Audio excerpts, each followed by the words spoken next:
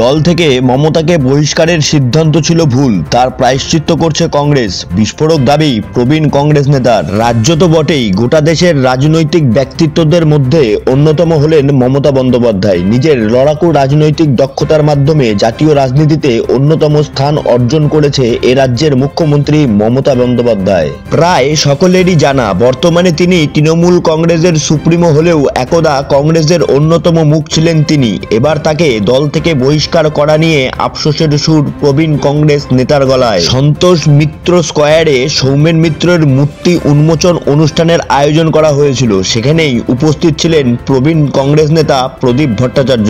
সেখানেই কংগ্রেস থেকে মমতা ব্যানার্জিকে বহিষ্কার বিষয়ে মুখ খুললেন তিনি। কংগ্রেস শিবিরের প্রবীণ নেতা বলেন, আজও মমতাকে বহিষ্কার করার প্রায়শ্চিত্ত করছে কংগ্রেস। 1997 সালের ডিসেম্বর মাসে কংগ্রেসের তৎকালীন নেত্রী মমতা ব্যানার্জিকে দল থেকে বহিষ্কার করা হয়েছিল। সেই ঘটনার প্রসঙ্গ টেনে এদিন কংগ্রেসের প্রবীণ নেতা প্রদীপ ভট্টাচার্য বলেন, সৌমেনের উপর সেদিন চাপ তৈরি করা হয়েছিল, তিনি মমতাকে বহিষ্কার করতে বাধ্য হন। আজও তার প্রায়শ্চিত্ত কংগ্রেসকে করতে হচ্ছে। এখানেই না থেমে কংগ্রেস নেতার আরো সংযোজন। আমি সেদিন শ্রীরামপুর থেকে ফিরছিলাম, আমার কাছে সোমেনদার ফোন আসে। জানতে পারলাম সীতারাম কেশরী সোমেনদাকে বলেছেন মমতাকে বহিষ্কার করতে হবে।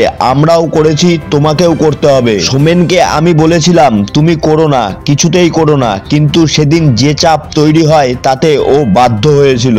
আজও তার প্রায়শ্চিত্ত করতে হচ্ছে।